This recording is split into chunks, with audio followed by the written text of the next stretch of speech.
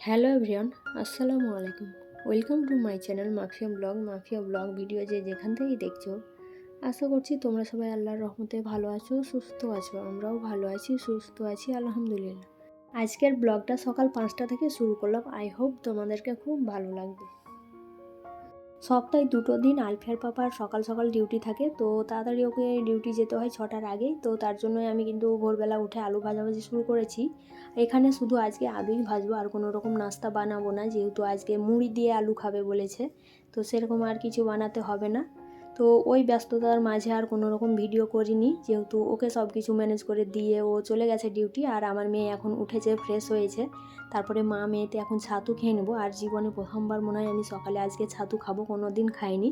তো আমার মেয়ে 2 দিন থেকে খাচ্ছে, বলছে খুব ভালো লাগছে, কিন্তু আমিও আজকে ট্রাই করব কেমন লাগছে দেখবো। জীবনে প্রথমবার বলার মানেটা হচ্ছে সকালবেলায় ছাতু কোনো দিন খাইনি, অন্য কোনো সময় খেয়েছি, বিকেলে খেয়েছি বা দুপুরে খেয়েছি, এরকম ব্যাপার হয়েছে। তো ছাতুর মধ্যে আমি চিনি লবণ দিয়ে দিলাম। আমার মেয়ে এখন পানি দিচ্ছে পরিমাণ মতো, মানে ও বলছে আজকে আমি তোমাকে সাহায্য করছি, তোমাকে করতে হবে না, আমি কিছুটা কাজ করি, তুমি কিছুটা করো, তাহলে অনেকটাই হালকা হয়ে যাবে। যেহেতু ওই এখন আর কোনো রকম কাজ নেই, যা করার সব কিছু কমপ্লিট করে নিয়েছি মেয়ে ঘুম থেকে ওঠার আগেই। আর বাদামের খোসাগুলো আমি ছাড়িয়ে নেব, আলফিয়ার পাপার জন্য অর্ধেকটা বাদাম রেখে দেবো, আমি অর্ধেকটা খেয়ে নেব। আমার মেয়ে কিন্তু ছাতু ঘুলে নিল অনেক সুন্দরভাবে, দেখতেই পেলে।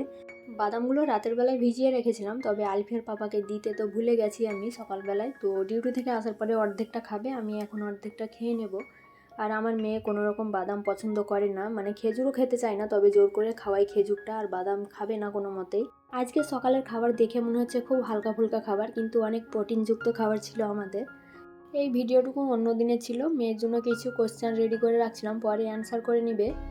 আর আমার মেয়ে এখন একটা ছড়া পড়ছে, ছড়াটা খুবই সুন্দর, পরে অন্য কোনো দিন শোনাবো তোমাদেরকে। আর এখন আমাদের মনের অবস্থা যে কত খারাপ তোমাদেরকে হয়তো বলে বোঝাতে পারবো না। এই যে বাইক দেখছো না, জীবনে প্রথমবার এই বাইকটাতে চেপেছিলাম বিয়ের পর, মানে বিয়ের 3 দিন পরে। তো এখন আর এই বাইকটা আমাদের কাছে নেই, পরিস্থিতির কারণে বাইকটাকে বিক্রি করে দিতে হয়েছে। তো যেদিন বাইকটা নিয়ে পালাই মানে বাড়ি থেকে, সেই দিন যে কী পরিমাণে কষ্ট হয়েছে তোমাদেরকে হয়তো বলে বোঝাতে পারবো না। এমন কিছু পরিস্থিতি চলে আসে যে বাড়ি গাড়ি গয়নাগাটি সব কিছু বিক্রি করে দিতে হয়। তো সেরকম কিছু হয়েছে, ধরতে গেলেও আবার হয়নি। বাইকটা বারবার নষ্ট হয়ে যাচ্ছিলো, খারাপ হয়ে পড়ে থাকছিলো। আর এই গাড়িটা ছিল আমাদের পথ চলার সাথী, সব জায়গায় এই গাড়িটায় যাতায়াত করতাম, তবে আমাদের কোনো রকম কোনো দিন ক্ষতি হয়নি। মানে ব্যাঙ্গালোর থেকে অপারেশন করে আসার পর এই গাড়িটাই বাবার বাড়ি গেছিলাম, তো পড়ে গিয়েছিলাম, কিন্তু কোনো রকম একটু আঁচড়ও লাগেনি, এই গাড়িটা থেকে পড়ে গিয়েছিলাম। তো মানে ব্যাঙ্গালোর থেকে আসার পর শ্বশুর বাড়িতে নেমেছিলাম, শ্বশুর বাড়ি থেকে বাবার বাড়ি যাচ্ছিলাম, কিন্তু সেরকম কোনো ক্ষতি হয়নি পড়ে যাওয়ার পরও। আলফিয়ার পাপা যখন বাইকটা নিয়ে যাচ্ছিল বিক্রি করতে, তখন কিন্তু ওর মুখের দিকে আমি তাকিয়ে দেখেছি ভালো করে, মানে চোখগুলো একদম লাল হয়ে গেছে, কিন্তু কিছু বলছে না, কিছু বলতে পারছে না, মানে বুক ফাটছে তো মুখ ফুটছে না, এরকম একটা ব্যাপার। সব দিক থেকেই আমাদের এখন পরিস্থিতি খারাপ চলছে, তবে ইনশাল্লাহ একদিন সব কিছু ঠিক হয়ে যাবে। তোমাদের কাছে আমার কিছু চাওয়ার নেই বেশি কিছু, তোমরা আমাদের পরিবারের জন্য দোয়া করে দিও, যাতে আমাদের যতই খারাপ পরিস্থিতি আসুক না কেন খুব তাড়াতাড়ি যাতে সেগুলো ঠিক হয়ে যায়। কোরবানি ঈদে শ্বশুরবাড়ি যাওয়ার পরে ওখানে 4 দিন ছিলাম, তারপরে শ্বশুরবাড়ি থেকে ওদিকেই বাবার বাড়ি গেছিলাম, বাবার বাড়িতে 2 দিন ছিলাম। তো 2 দিন থাকার পরে ভাড়া বাড়িতে অনেক দিন হলো চলে এসেছি। তো কি হয়েছে, এই যে বাবার বাড়ি থেকে এগুলো এনেছিলাম, সিমাই, লাচ্ছা, চিনি, তো কৌটোতে ভরার মতো আর মানসিকতা করে উঠতে পারছিলাম না, যেহেতু পরিস্থিতি প্রচুর খারাপ, মন খারাপ। তো এগুলো যদি এখন কৌটোতে না ভরি তো পিঁপড়ে ধরে যাবে, তার জন্যই আজকে ভাবলাম একটু বেশ ভালো লাগছে, তো আজকেই ভরে নেই। তা না হলে পিঁপড়েতে এমনভাবে মানে নষ্ট করে দিবে জিনিসগুলোকে, আর খাওয়াই যাবে না, ফেলতে হবে তখন সবগুলোই। তো তার আগেই কৌটোতে ভরে নিলাম।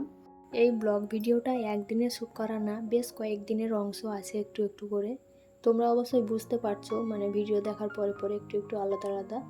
কোরবানি ঈদে আমরা শপিং করতে কোথাও যাইনি, কিন্তু পাশের একটা দোকান থেকে মেয়ের জন্য পাতলা একটা ফ্রক কিনে এনেছিলাম, মানে রেগুলার পরার জন্য। ও বাড়ি যাওয়ার সময় যে জামা কাপড়গুলো নিয়ে গেছিলাম সেরকম তো কোনো কিছু পরা হয়নি, যেগুলো পরেছিলাম সেগুলো পরিষ্কার করে নিয়ে চলে এসেছিলাম।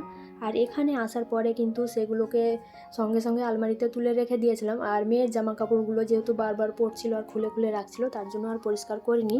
তো এই যে মেয়ের জামা কাপড়গুলো আমি খাপে খাপে ভরে রাখি, খাপগুলো কিন্তু আমি জামা কাপড়ের ফেলে দিই না, কারণ এই যে লং ড্রেস এগুলো যদি এরকমভাবে রাখতে যাই তো বারবার এলোমেলো হয়ে যায়, যে কোনো একটা জামা বের করতে যাই আর একটা এলোমেলো হয়ে যায়।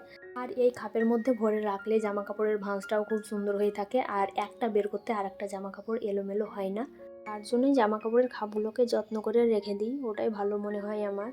কোরবানির পরে বাবার বাড়ি গেছিলাম, কিন্তু ওখানে শুয়ে বসে টাইম কাটিয়ে দিয়েছি, কোনো রকম ভিডিও করা হয়নি। আর এটা ছিল কোরবানির আগেকার ভিডিও, মানে পাশের রুমের ভাবি আমাদেরকে দাওয়াত দিয়েছিল ফ্রাইড রাইসের, তো আজকে ফ্রাইড রাইস হবে, তার জন্য সব কিছু রেডি করে নিয়েছে ভাবি। তো এগুলো এখন ভাজাভাজি করবে, মাংস রান্না করবে। আর আমি আমাদের রান্নাঘরের ওদিকে ভাত বসিয়ে দিয়েছি, তোমাদেরকে দেখাচ্ছি একটু পরে। তো ভাবি কি কি রেডি করেছে সব কিছু তোমাদেরকে দেখিয়ে দিলাম। এই যে আমাদের রান্নাঘরে 2 হাঁড়ি ভাত বসিয়েছি, তো আমরা যতজন আছি সবার জন্য এটাই কাফি, অনেকটাই ভাত বেশি হবে মনে হচ্ছে। প্রত্যেকটা ভিডিওতে যে কমন কথাগুলো বলে থাকে আজকেও সেটা বলতে যাচ্ছি। আজকের ভিডিওটার কোনো অংশ যদি তোমাদের ভালো লেগে থাকে তো প্লিজ একটা লাইক, শেয়ার, কমেন্ট করে দিও। আর তোমরা যদি আমার চ্যানেলে নতুন হয়ে থাকো আমার চ্যানেলটিকে সাবস্ক্রাইব করে নিয়ে পাশের বেল বাটনটি অল করে দিও। আর তোমরা যদি অলরেডি সব কিছু করে দিয়েছো তোমাদেরকে অসংখ্য ধন্যবাদ। তোমরা যদি চাও তোমাদের ফ্রেন্ড এবং ফ্যামিলির মাঝে শেয়ার করে দিতে পারো। রান্নাবান্না প্রায় শেষের দিকে ভাবি করে ফেলেছে, তো এইদিকে ভাত ঠান্ডা করতে দিয়েছিলাম। এরপরে খাওয়া দাওয়া শুরু হয়ে গেছে আমাদের। আর আলফিয়ার পাপা ডিউটি থেকে অনেক তাড়াতাড়ি চলে এসেছিলো, তো তার জন্য খুব তাড়াহুড়ো করে আমরা বসে পড়েছি খাওয়া দাওয়া করতে। আলুর দম আছে, পোস্ত আলু, কালো জাম আছে মিষ্টি, আর বেগুন ভাজা, স্যালাড, এই পাঁপড় ভাজা, এইসব জিনিস ছিল। তো আলহামদুলিল্লাহ আজকের খাবারগুলো অনেক টেস্টি ছিল, খুব ভালোও লেগেছিলো। তো আজকের মতো এখান থেকে বিদায় নিচ্ছি। ভালো থেকো, সুস্থ থেকো, আসসালামু আলাইকুম।